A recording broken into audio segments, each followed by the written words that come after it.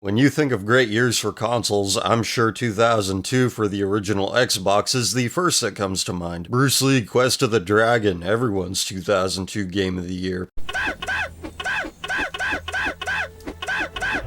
Jet Set Radio Future was the real Game of the Year in 2002, but it was an Xbox exclusive, a console that was, for most people, a Halo and sports game only console. Sega gave the Xbox a lot of really good stuff, and it wasn't limited to just Sega. Microsoft themselves also contributed a lot of fun exclusives to their console. But no one cared, even to this day. No one cares about the real Xbox One. Well, I care. I care a lot. This is Chase Hollywood Stunt Driver, a stuntman clone that many people preferred to its inspiration. It's an Xbox exclusive, a fact that goes unannounced on its cover. Also unannounced on the game's cover is Sum 41. Yeah, there's one lone Sum 41 song in the introduction cinematic that prominently features Chase's very detailed breasts. The rest of the soundtrack is, sadly, not Sum 41. Maybe the developer couldn't afford to license any more songs since this game was made by an obscure South African company. The game's instruction manual states that I Imagine was the African continent's first game studio. The manual also states that the game was made possible by the Xbox Incubator Program, an initiative that gave Xbox development kits to independent developers and connections to major game publishers. I Imagine didn't make much of a splash in its time, but it did leave behind Chase, a minimally flawed yet overlooked game on a console with many of them. The game's structure is simple. Chase is tasked with performing a list of stunts in 4 movies worth of scenes. Each movie has multiple scenes and its own genre, like Hong Kong action, gangster, post-apocalyptic, and spy films. Visuals are not the game's strongest feature, but the art direction is clear enough to capture the essence of each cinematic motif represented. Chase has that small budget feeling to it in some ways, particularly in its graphics, but playability was not sacrificed to mammon. Each level has its own vehicle. Every vehicle handles differently. The faster cars are far more challenging to control, and this dirt bike's handling is stiffer than Chase's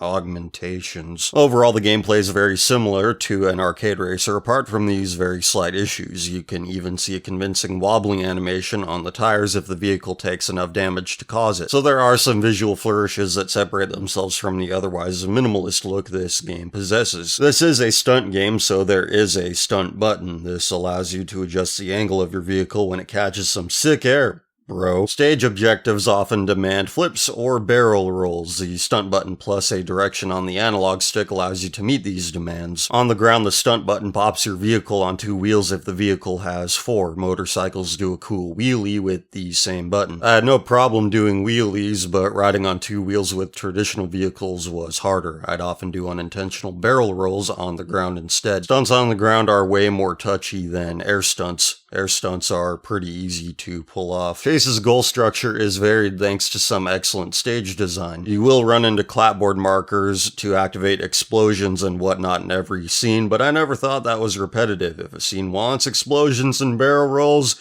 it'll get explosions and barrel rolls because defying the laws of physics is fun. Most scenes will require multiple takes to complete every goal and find every secret area, but the game's difficulty is just right. I never became too frustrated at the more difficult segments because they never got as hard as Chase's fake The levels touch upon some classic action movie set pieces like driving a car into a moving plane prior to takeoff. This helicopter chase was a lot of fun, but in order to complete this scenario, you had to align your passenger's outreached hands with the dangling ladder. Successful execution of this was difficult as the radius in which the passenger could grab hold was unnecessarily small. Story mode only lasts 6 or 7 hours, which is probably the worst thing about Chase Hollywood Stunt Driver. 1 or 2 days is a realistic time frame in which most players could see everything in the game, but there are a few bonus modes. Make like Evel Knievel and jump some buses while avoiding 2 giant wrecking balls, or avail yourself to this rather large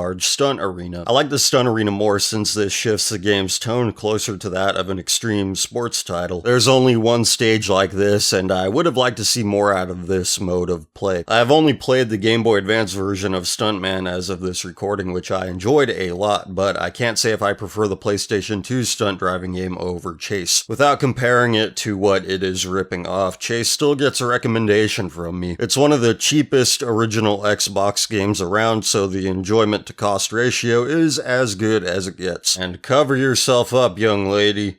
Don't become a casualty of society.